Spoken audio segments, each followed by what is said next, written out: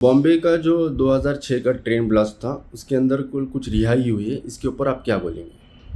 ये बड़ी दुखद घटना है कि जो 11 जुलाई 2006 को लोकल ट्रेन के फर्स्ट क्लास कंपार्टमेंट में 7 अलग अलग कंपार्टमेंट में बॉम्ब ब्लास्ट हुए थे। उसमें करीबन 187 लोगों की जान गई थी और कई लोग इंजर्ड हुए थे। जो कल कोर्ट ने फैसला सुनाया उससे मुझे तो दुख तो हुआ, लेकिन हर भारतीय को दुख हुआ है, क्योंकि बंबई में शाम के वक्त में जो 6:23 को फास्ट लोकल निकलती है, वहां सीएसटी स्टेशन से वो लोकल निकली और उसमें 6 कंपार्टमेंट थे और 6 कंपार्टमेंट में जो बॉम्ब ब्लास्ट हुए 6:29 में, यानी 7 मिनट के अंदर 7 बॉम्ब ब्लास्ट हुए। साइंटिफिक डाटा ये इंडिकेट करता है कि इस बॉम्ब ब्लास्ट के लिए आरडीएक्स भी इस्तेमाल किया गया था।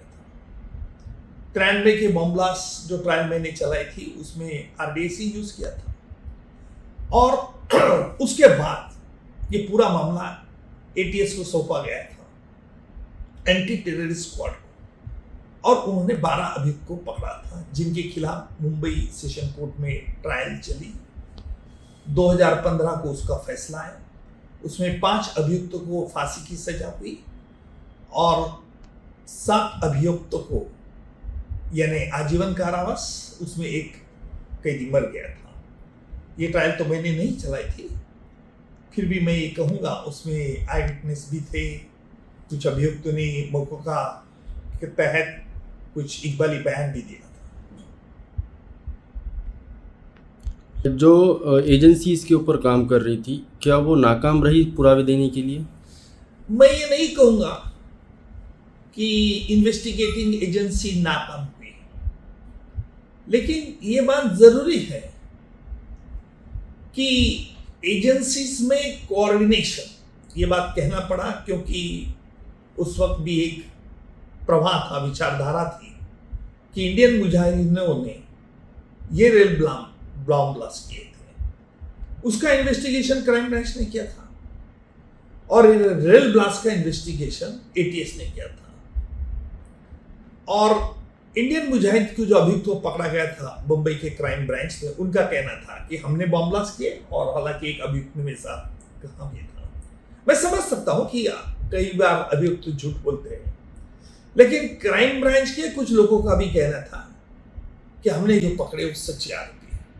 मुझे लगता है कि इसमें दोनों एजेंसीज में कोऑर्डिनेशन होना बहुत जरूरी था, ताकि इस तरह से जो प्रवाह चलता है, जो एक भेद किया जाता है, उसको कोई थोड़ी रोक लग सकती है।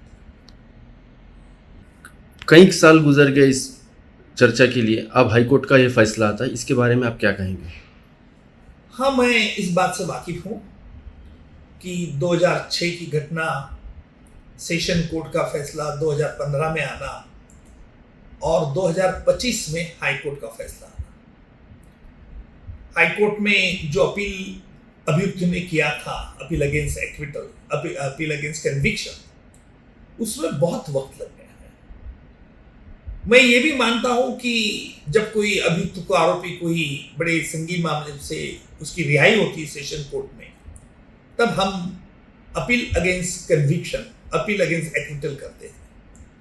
वो अपील अगेंस्ट एक्विटल भी 15-15 साल सुनवाई को नहीं आता है।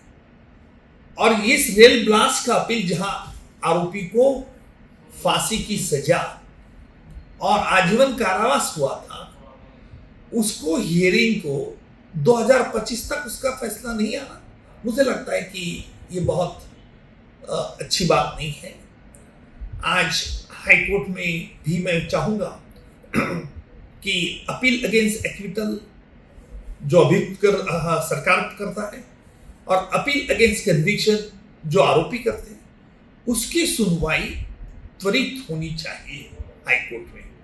उसके लिए मुझे लगता है कि उसमें स्पेशल बेंचेस भी बैठाना चाहिए, ताकि किसी को ऐसा नहीं लगना चाहिए कि आज हम छूट गए, यानी हम बेगुनाह थे, हम इनोसेंट थे, और जो लोग छूटते हैं सेशन कोर्ट में उनको भी ऐसा नहीं लगना चाहिए कि हमने कोई गुनाह नहीं किया था।